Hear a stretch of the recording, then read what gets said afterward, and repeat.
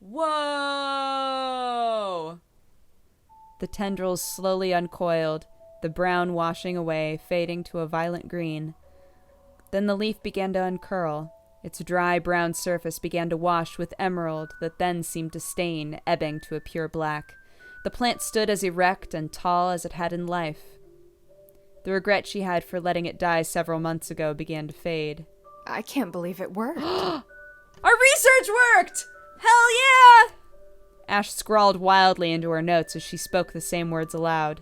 And it works in the exact same manner as reanimation. She stared at the phoenix mark on her hand. Meaning that somewhere out there, my pair is supplementing my power. If they were only a bit closer, I could reanimate something larger. A tree, perhaps. That's rather amazing. It looks much healthier than anything else I have seen reanimated. Elfnod stroked one of the leaves, cocking an eyebrow. Yes, that's odd. You're sure it's not like a golem? No.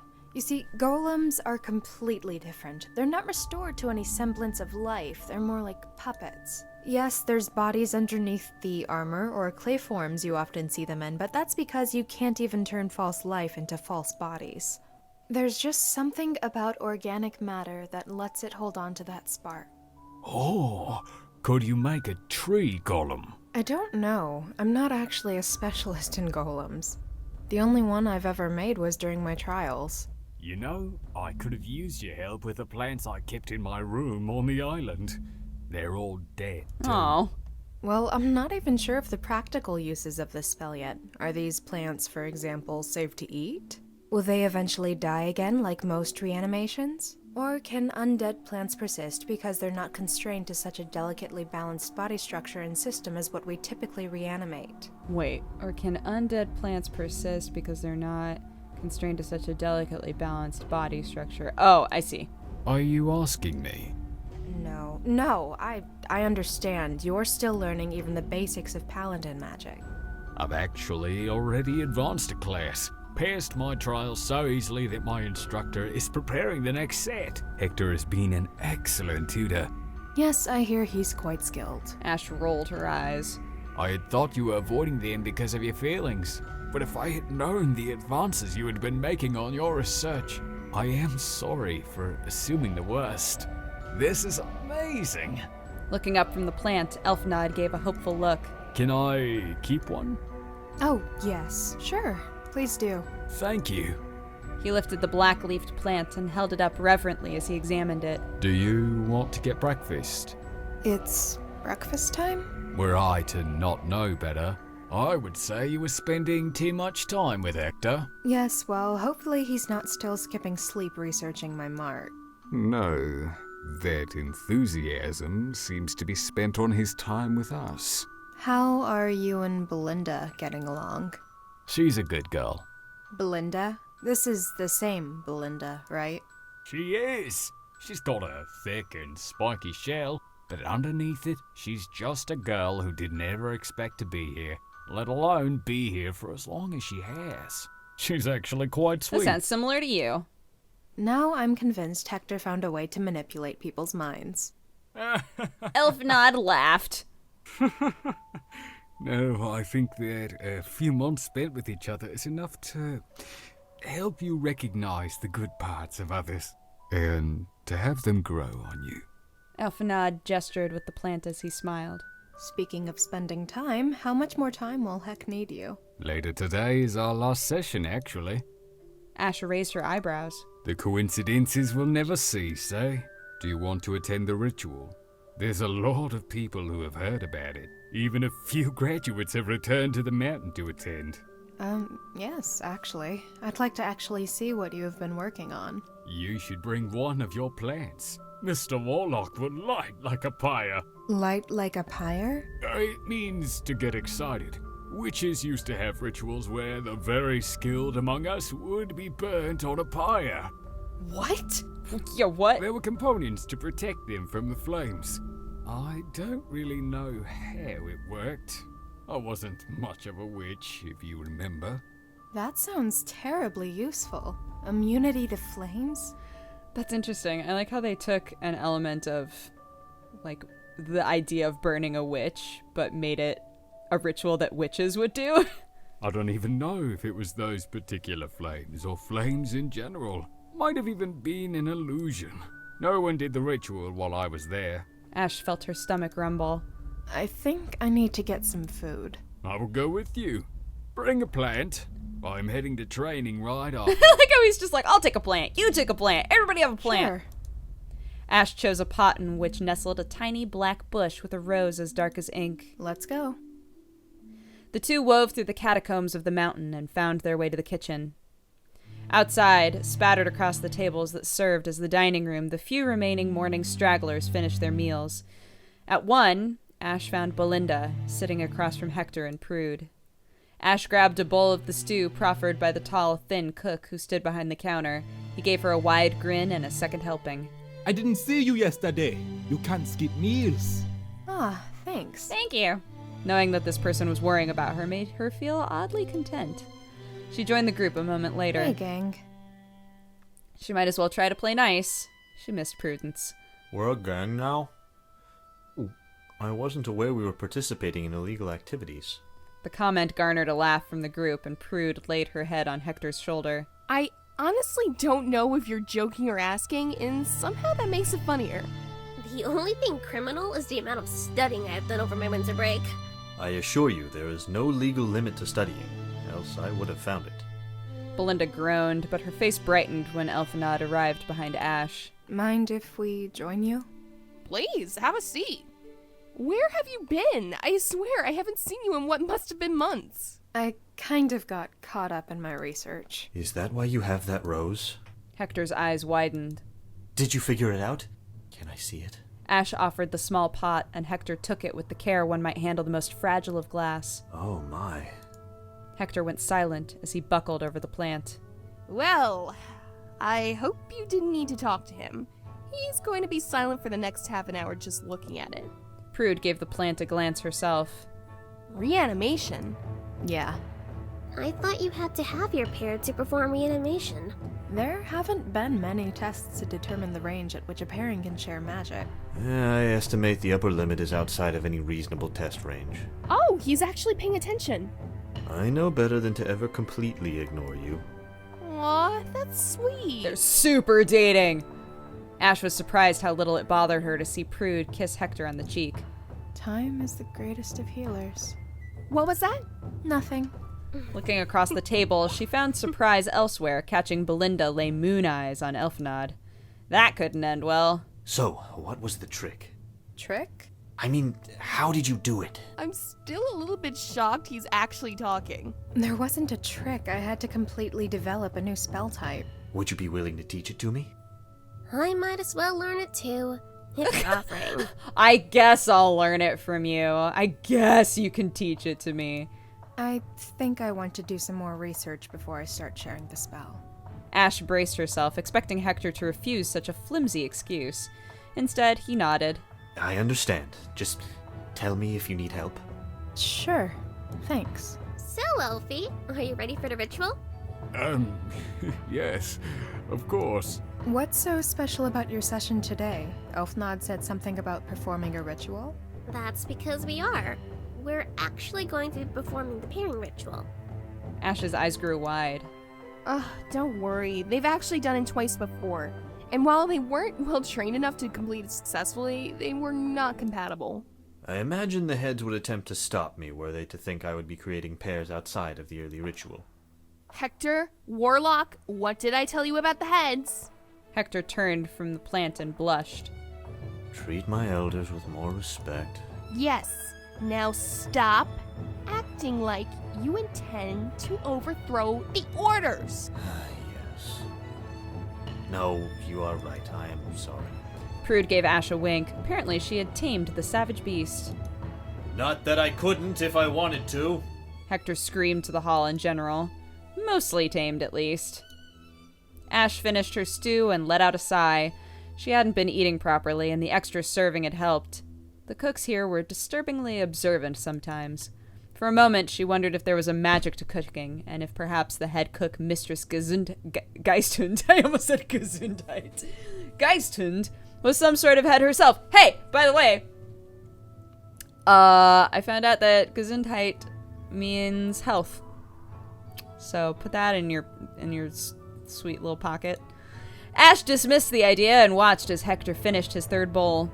Looks like everyone is here. Should we head straight to the garden? Can I keep the flower? Sure. I will call it George. George. You don't need to name plants, Heck. George! Mostly tame. I shouldn't need to tell you what to do. Begin. Oh god, I feel like something's gonna go so wrong right now. Belinda took in a deep breath, and for a moment, the garden hung in silence.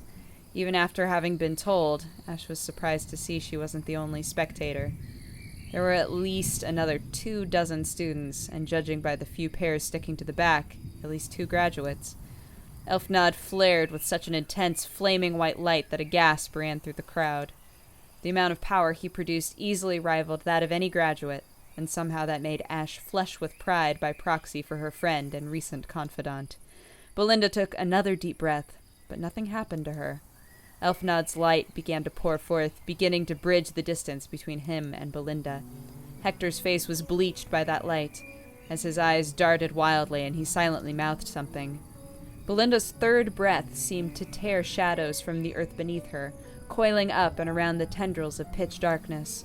Extending a hand, the tendrils coiled around her arm and reached outwards.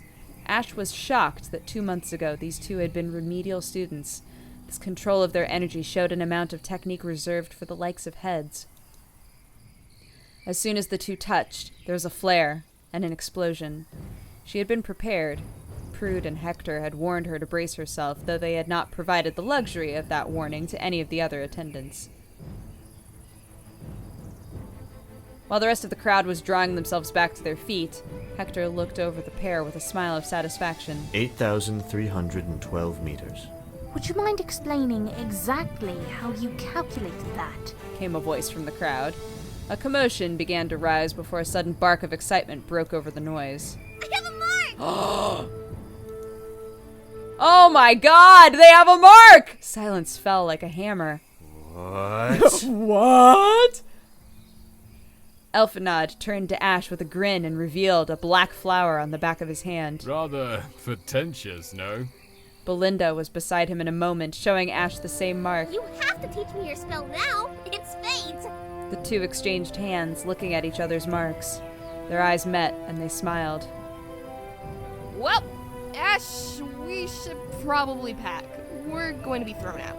Ash looked for Hector, already gone from where he had stood before. Where did Hector go? I told him under no circumstance would he be allowed to overthrow the orders, and that when we got thrown out, we had to leave. He said he needed to pack. Do you need anything specific from your room? No, not really. I have everything I really need memorized. Clothes, I suppose? A small part of her regretted not going to retrieve healing plants, but it was childish to cling to such fancies. Meh. My mother will buy us some new equipment. Ash watched as a number of the students began to retreat, fear on their faces. The graduate pair from earlier was gone. Do you have any idea what you have done? The voice from earlier. Ash looked for its origin, finding a thin woman bearing down on the retreating Hector. The ramifications of this are far beyond any of your earlier antics. Nissa, this is not the time. I am sure you think this will be seen as a good thing, but your variation of the ritual will be far from it. The ease with which your ritual can be performed will create situations where casters, entirely unprepared to become a mage, will pair. The kind of power gained through a pairing will create pseudo-mages with far more power than training. I think we may be able to prevent this kind of behavior in the mountain. But can't you see? Nissa, stop. The woman glared, remaining silent for a moment. Hector used the moment of silence to continue his retreat, and in less time than it took her to continue her tirade, he was gone. Fool. Nissa spoke as she watched him go. With narrowed, predatory eyes, she turned to meet the gaze of Ash.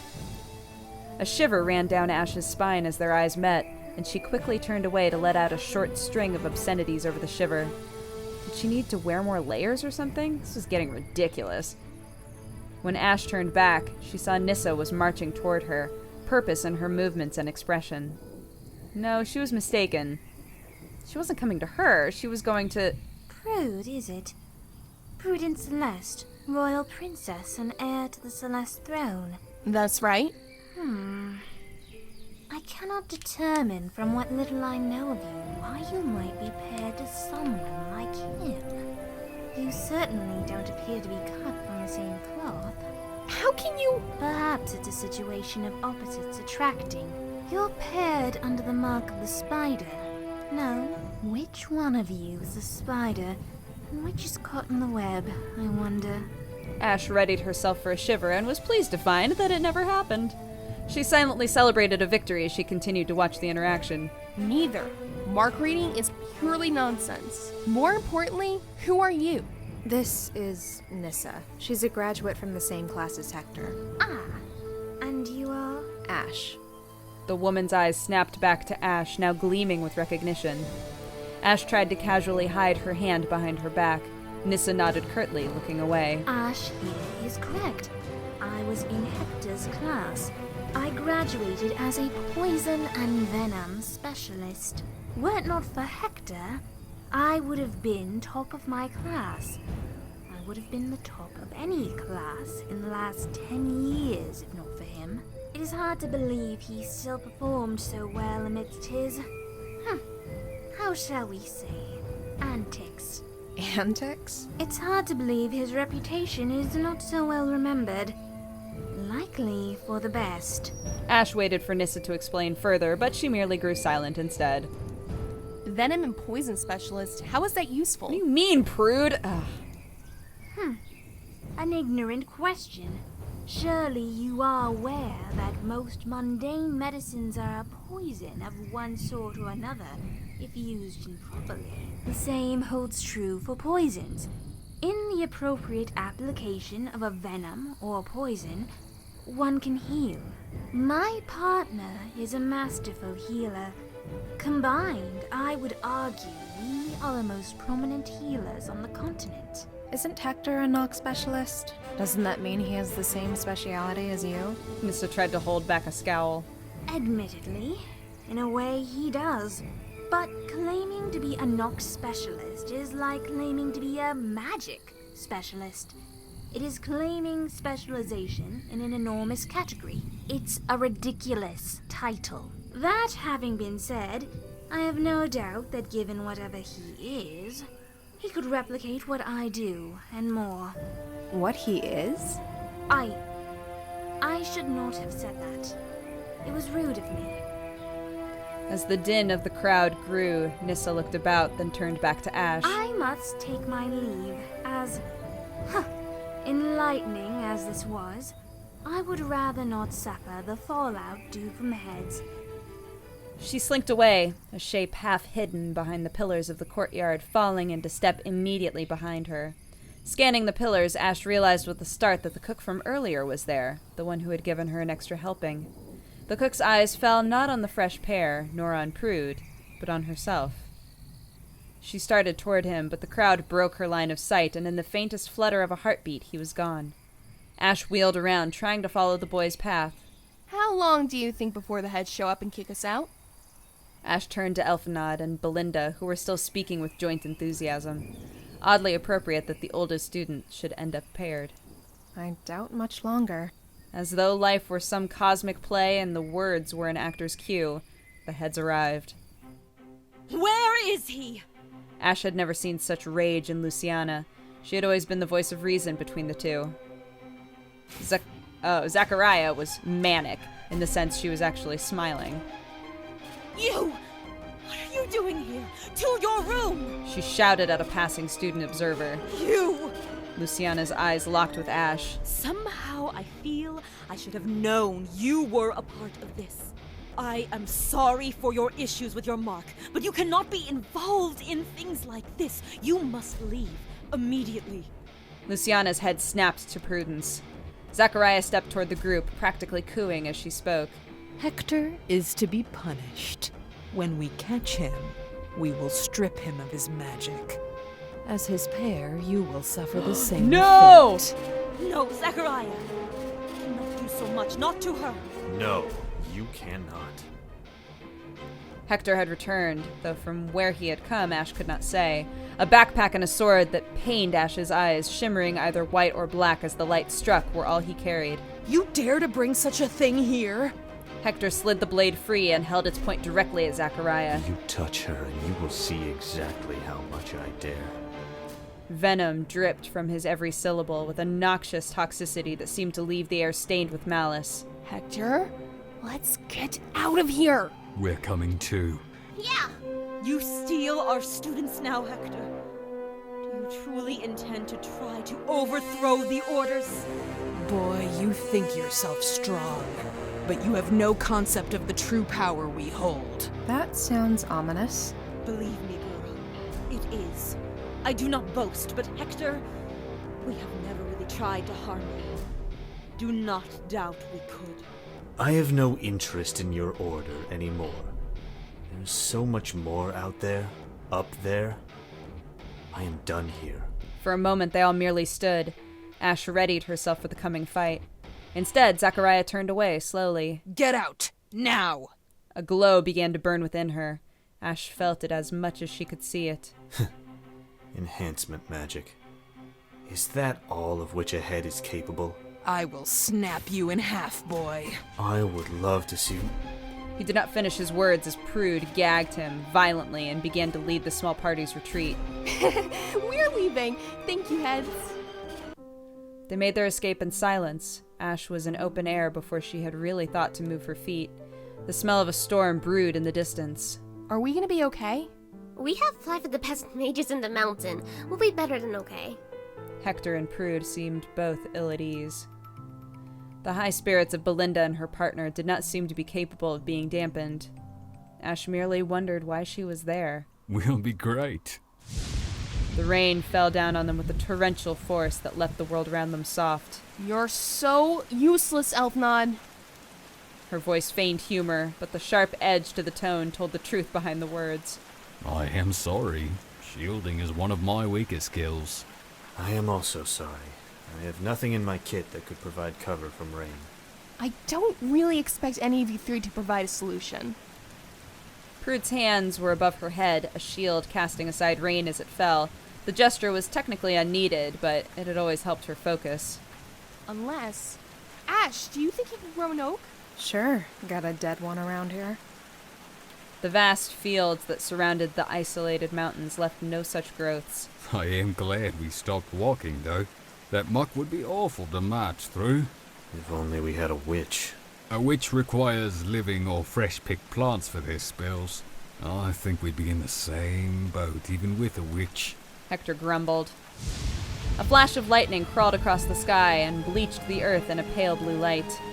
In that flare, Ash caught sight of a figure in the distance. Pale gray robes, hooded, standing stock still, and then as the light faded, lost to the darkness. There's someone out there. I'm gonna guess. Okay.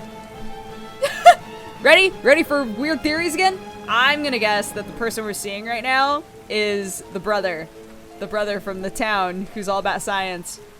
Who would be fool enough to follow us in this weather? The lightning burst across the sky, and in that pale light, there was nothing. She was sure she had seen someone. Her finger pointed to the spot just as lightning struck again. There was nothing. What did you see? A figure in a pale cloak. The group stared out into the darkness. Hector shifted. His eyes betrayed the fear he hid from his face. He drew his strange sword and offered it to Prude. She took it without a word. We move. Oh, what about the mud? We will have to deal with it. You can't be serious. Elfnod took in a deep breath, and a small burst of white wrung out from his body. Ash's fatigue faded slightly. Wow, already learning to heal? It's not much, but it'll help us last the night. I wish I had a dead horse. With that, the group began to march, the dry patch quickly growing thick with mud behind them.